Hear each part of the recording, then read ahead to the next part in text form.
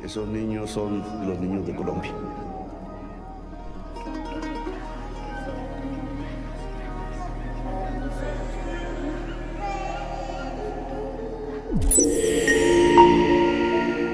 Pada tanggal 30 April 2023, seorang ibu yang berasal dari distrik kecil di Kolombia akan membawa keempat anaknya ke Bogota untuk menemui ayah mereka. Untuk menuju Bogota, mereka harus terbang menggunakan sebuah pesawat kecil bernama Cessna 206. Selain pilot, ibu dan keempat anaknya, di dalam pesawat itu juga terdapat seorang pemimpin masyarakat adat yang tinggal di sekitar hutan Amazon.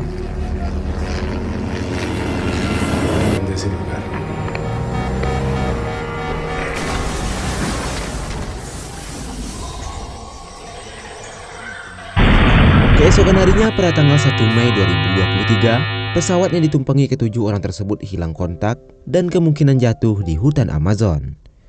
Hutan Amazon Kolombia merupakan hutan yang sangat berbahaya, dipenuhi dengan hewan buas dan letaknya sulit untuk dijangkau manusia. Atención, los organismos de socorro 1228 se encuentra una aeronave desaparecida que cubría la ruta Aracuara-San José del Guaviare. Se trata de un avión tipo. Setelah mendengar kabar ini, pihak dokumenter dan pers segera menemui ayah korban untuk mengetahui identitas mereka. Pria bernama Manuel itu mengatakan bahwa keluarganya yang berada di pesawat itu berjumlah 5 orang, yaitu istrinya yang bernama Magdalena dan 4 anak mereka. Leslie berusia 13 tahun, Soleni 9 tahun, Tien 4 tahun, dan Christine yang baru berusia 11 bulan. Selain mewawancarai ayahnya, tim juga mewawancarai guru, nenek, dan tante keempat anak yang hilang. Mereka terlihat sangat khawatir, khususnya para Christine yang masih berusia 11 bulan tersebut. Muy duro a mí, los niños porque ellos estaban aquí. Como si hubiera parte de mis hijos, se hubieran muerto.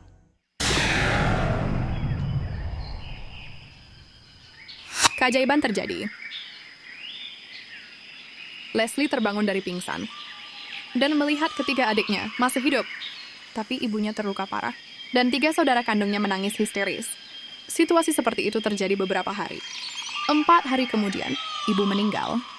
Sebelum nafas terakhirnya, dia mendesak agar anak-anaknya untuk tetap bersama dan tidak menyerah pada hutan belantara meski mereka masih kecil. Dengan cedera lututnya, Leslie menyadari bahwa ia kini bertanggung jawab atas adik-adiknya. Lalu dia memindahkan lengan ibunya dari adik perempuannya Christine lalu menggendongnya. Dia meninggalkan pesawat bersama Solani dan Tian. Mereka harus meninggalkan lokasi kecelakaan. Hutan itu gelap, das lebat dipenuhi suara hewan.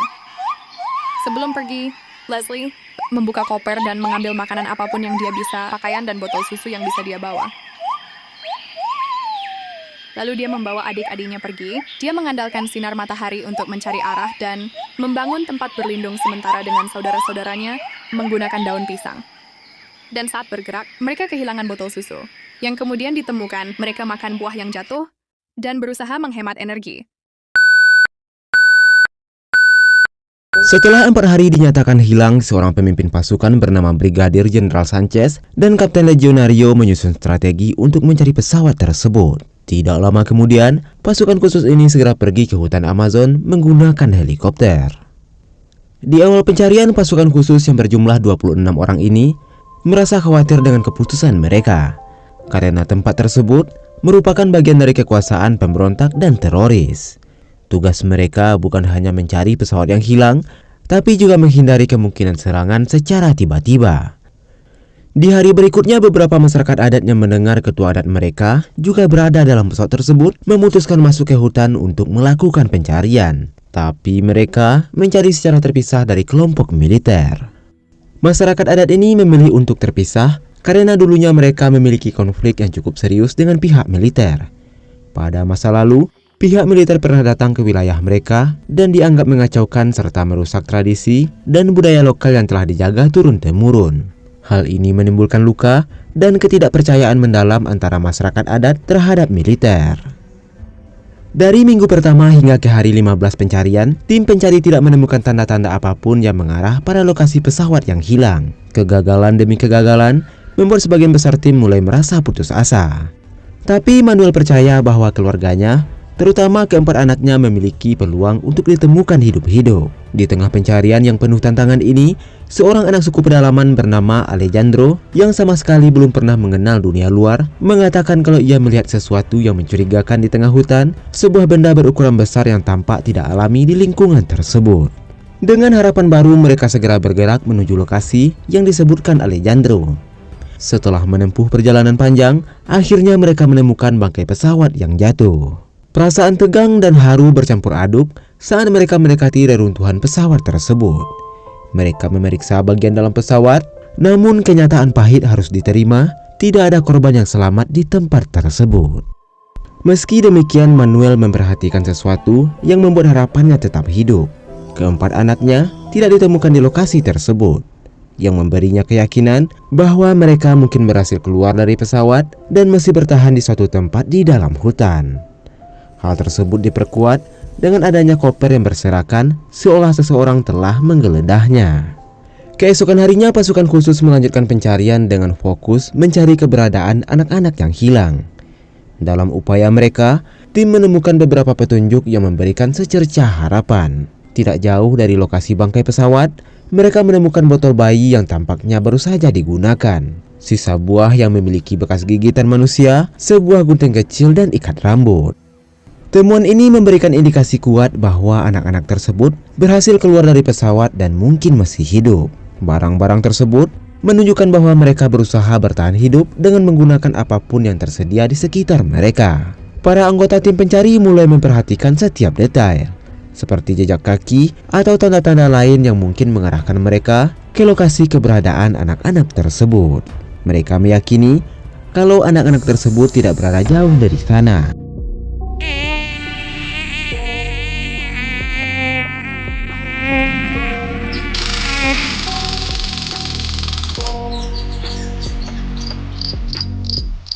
I got nightmares in my head, I fear that the thoughts build up into a cave, that my mind fills up into a creature, and it haunts me somewhere much.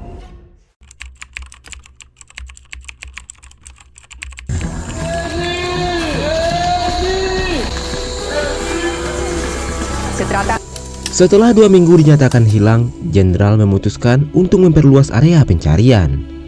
Berdasarkan analisis dan perkiraan tim, anak-anak tersebut kemungkinan telah bergerak hingga sejauh 100 km dari lokasi kecelakaan. Untuk meningkatkan peluang menemukan mereka, Jenderal memerintahkan penambahan personil ke dalam tim pencari yang telah ada.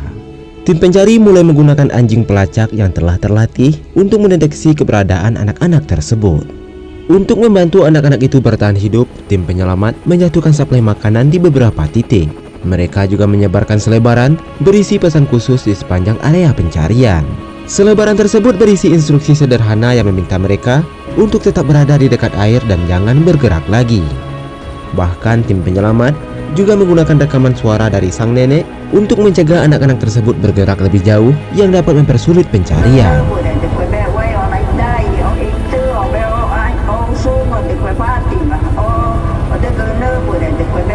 Di hari ke-18, pihak militer akhirnya berhasil mengevakuasi tubuh para korban menggunakan helikopter. Proses ini membutuhkan waktu lebih lama karena medan yang sangat sulit dan jarak lokasi bangkai pesawat yang jauh dari pemukiman terdekat. Menggunakan jalur darat untuk memindahkan jasad para korban hampir tak mungkin dilakukan. Hutan Amazon yang sangat lebat dengan pepohonan raksasa, medan berlumpur, serta ancaman dari hewan buas menjadikan perjalanan darat tidak hanya lambat tapi juga berisiko tinggi.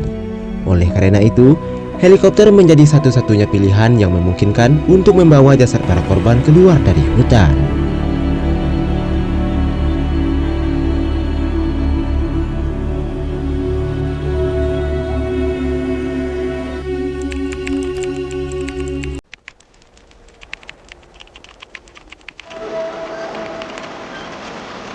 Setelah 20 hari pencarian, harapan untuk menemukan anak-anak tersebut semakin menipis karena tidak ada tanda-tanda yang mengarah pada keberadaan mereka.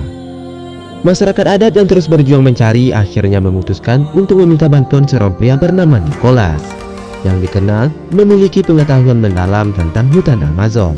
Nicholas merupakan salah satu orang yang sangat paham dengan medan tersebut, memiliki kemampuan untuk menavigasi hutan yang lebat dan berbahaya dengan mudah.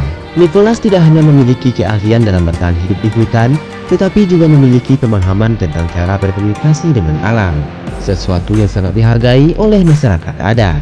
Mereka berharap dengan bergabungnya Nicholas, pencarian akan semakin efektif dan harapan untuk menemukan anak-anak yang hilang masih bisa terjaga. Di hari ke-22, masyarakat yang berada di Bogata mulai bergabung sebagai relawan dalam pencarian. Dengan bantuan dari pihak militer, mereka berangkat dari Bogata menuju hutan Amazon. Meskipun demikian, beberapa relawan tampak ragu dan tak sepenuhnya yakin dengan keberadaan militer dalam misi tersebut. Rasa ketidakpercayaan ini muncul karena ketegangan antara masyarakat adat dan militer yang menyebabkan beberapa orang merasa cemas terhadap niat pihak militer yang terlibat dalam pencarian. Namun meskipun ada keraguan, mereka tetap memutuskan untuk bergabung demi menemukan anak-anak yang hilang dan memastikan keselamatan mereka. Selain menggunakan tenaga fisik dan keahlian masyarakat adat dalam menjelajahi hutan, mereka juga memutuskan untuk melakukan ritual sebagai bagian dari upaya pencarian. Ritual ini dipimpin oleh seorang dukun bernama Don Rubio yang dipercaya memiliki kemampuan spiritual untuk berkomunikasi dengan dunia gaib dan memandu mereka dalam pencarian. Masyarakat adat meyakini bahwa dengan melibatkan kekuatan spiritual, mereka bisa memperoleh petunjuk atau arahan untuk menemukan anak-anak yang hilang. Ritual tersebut dilakukan di sekitar bangkai pesawat yang jatuh, tempat yang dianggap sebagai titik awal pencarian. Dengan menggunakan mantra dan doa khusus, ritual ini juga menjadi cara untuk memperkuat ikatan antara masyarakat adat dan alam sekitarnya. Mereka percaya bahwa alam dan roh-roh leluhur memiliki peran penting dalam menjaga keseimbangan dan memberikan bantuan dalam situasi sulit. Selama masa pencarian, masyarakat adat mulai memperhatikan cara kerja pihak militer yang mencari anak-anak tersebut dengan metode berkelompok dan berjalan lurus. Mereka menyadari bahwa cara itu tidak efektif dengan hutan Amazon yang penuh dengan rintangan. Mereka pun memutuskan untuk menghentikan metode tersebut dan menggantinya dengan metode lainnya. Masyarakat adat mulai memposisikan diri mereka seolah mereka adalah anak-anak yang hilang berjalan tanpa arah dan tujuan. Mereka percaya bahwa anak-anak yang hilang kemungkinan besar akan bergerak tanpa tujuan tertentu. Y empezamos a encontrar rastros.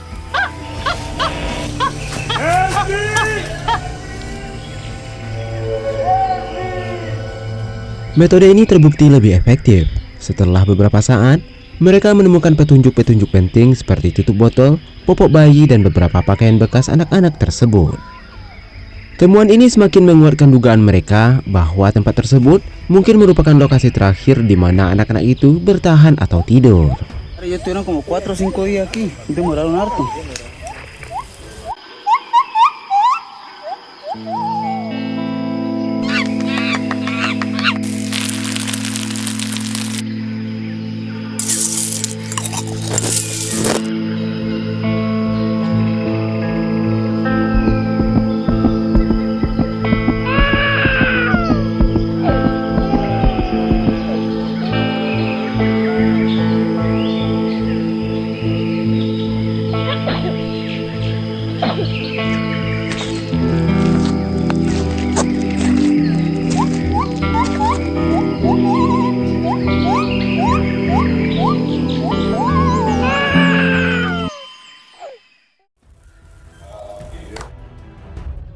Di hari ke-26 pencarian, yang juga bertepatan dengan ulang tahun pertama Christine, pihak militer merayakan momen tersebut dengan penuh harapan.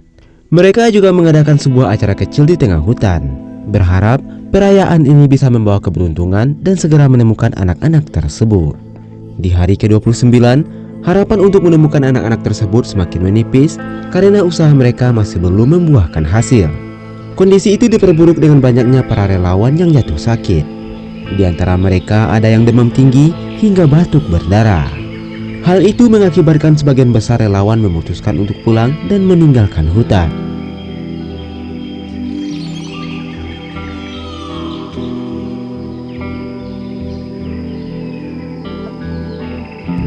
Melihat situasi yang semakin sulit ini, pihak militer akhirnya memutuskan untuk mendekati masyarakat adat yang masih bertahan. Mereka menawarkan bantuan berupa obat-obatan dan perlengkapan medis.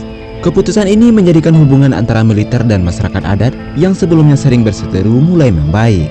pihak militer yang dulunya dianggap sebagai ancaman, kini memberikan dukungan yang sangat dibutuhkan oleh mereka. Gracias por ese apoyo. Se está haciendo y tenemos mucha fe que hoy. Memasuki hari ke-31 pencarian, pihak militer memutuskan untuk mengikuti cara kerja masyarakat adat dalam mencari anak-anak tersebut. Mereka bergabung bersama masyarakat adat dan mencoba untuk berjalan tanpa tujuan tertentu sebagaimana yang dilakukan anak-anak yang hilang.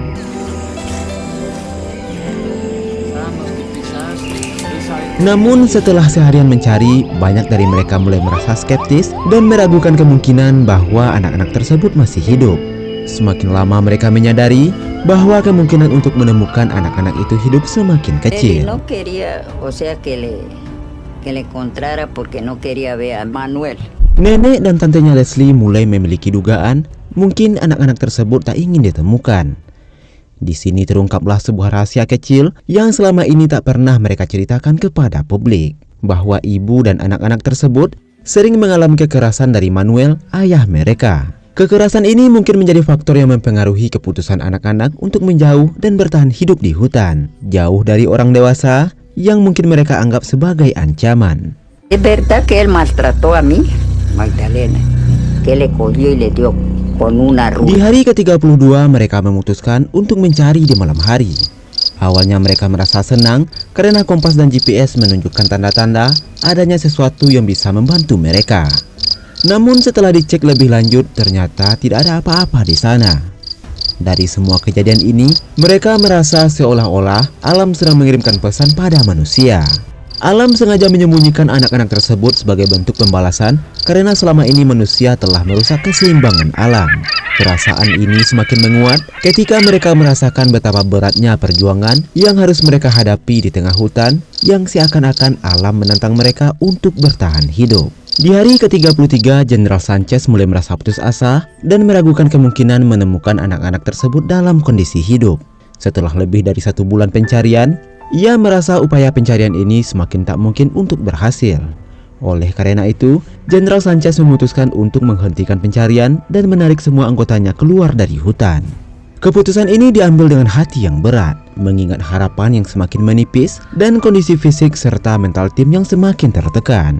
Keesokan harinya mereka berpamitan dengan masyarakat adat yang telah bekerja sama sepanjang pencarian. Sebagai bentuk penghargaan atas bantuan mereka, militer berterima kasih dan mengucapkan selamat tinggal, meninggalkan 7 orang anggota masyarakat adat yang masih memutuskan untuk tetap tinggal di hutan. Masyarakat adat yang masih bertahan di hutan ini merasa bahwa mereka memiliki ikatan yang lebih kuat dengan alam dan mungkin bisa menemukan petunjuk-petunjuk lebih lanjut.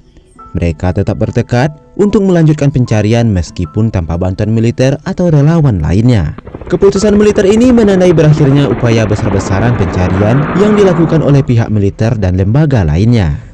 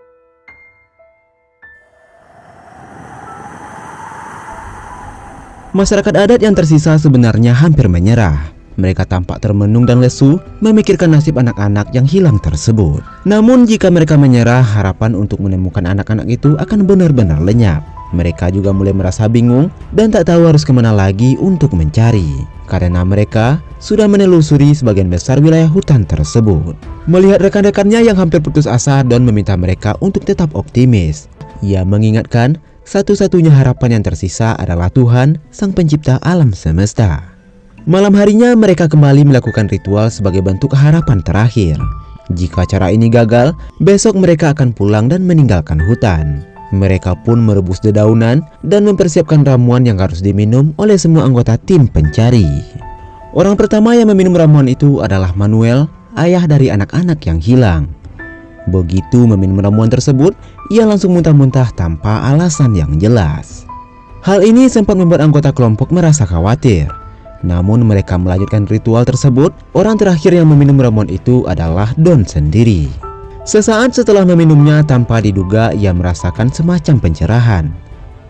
Seperti harimau yang bisa melihat di malam hari, ia mulai bisa melihat dengan jelas jejak-jejak dan bayangan yang mengarah pada anak-anak yang masih hidup di dalam hutan. Dengan pengalaman itu, Don merasa yakin bahwa anak-anak tersebut masih hidup. Dan mereka hanya perlu mengikuti petunjuk-petunjuk yang telah ditemukan selama pencarian. Semangat mereka pun kembali menyala dan harapan untuk menemukan anak-anak itu kembali ada. Keesokan harinya, atau tepatnya di hari ke-40, Don memberitahu bahwa mereka akan menemukan anak tersebut pada hari itu juga sekitar jam 3 sore. Akhirnya ketujuh orang tersebut pun terbagi menjadi dua kelompok. Grup pertama sama sekali tak menemukan tanda-tanda apapun dan memutuskan untuk kembali ke tenda dan menyusun barang-barang mereka. Karena pada saat itu pihak militer telah datang untuk menjemput mereka untuk segera pulang. Sementara itu 4 orang lainnya masih berada di hutan di sekitar perbukitan. Ketika mereka hampir menyerah, tiba-tiba suasana berubah menjadi sangat sunyi dan mereka mendengar suara tangisan bayi.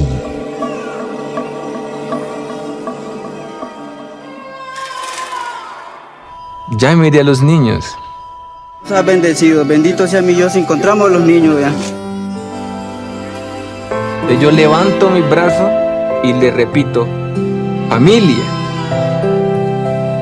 ¿Meses? Aquí está la pequeñita de 11 meses. Como asustados.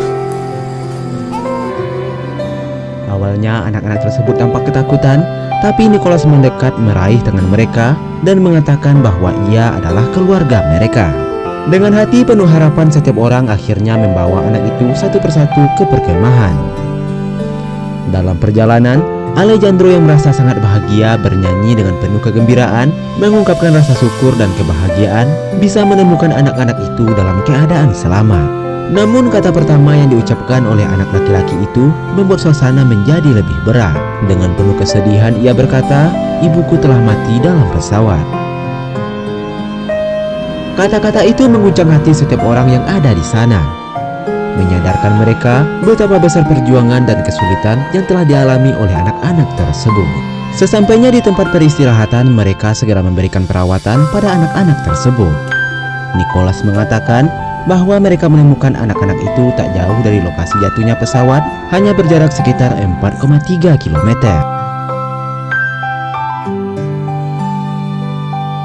Beruntungnya tim penyelamat berhasil menemukan mereka di waktu yang tepat. Kalau mereka terlambat 2 hari lagi, kemungkinan anak-anak itu sudah tak bisa diselamatkan. Kondisi badan mereka yang telah kurus kering dan sangat kelaparan. Don segera memberitahu Jenderal Sanchez bahwa mereka telah menemukan anak-anak tersebut dalam keadaan selamat. Pada malam harinya, helikopter akhirnya datang untuk mengangkut mereka beserta masyarakat adat yang tersisa. Keempat anak itu segera dibawa ke rumah sakit untuk diberikan perawatan. Setelah mereka sembuh, masyarakat Kolombia menyambut baik keberhasilan tim militer dan masyarakat adat yang telah berhasil menyelamatkan anak-anak tersebut. Anak-anak itu sekarang berada dalam perlindungan pemerintahan Kolombia. Sedangkan Manuel akhirnya dipenjara atas perlakuan dan kekerasan yang ia lakukan pada istri dan anak-anaknya.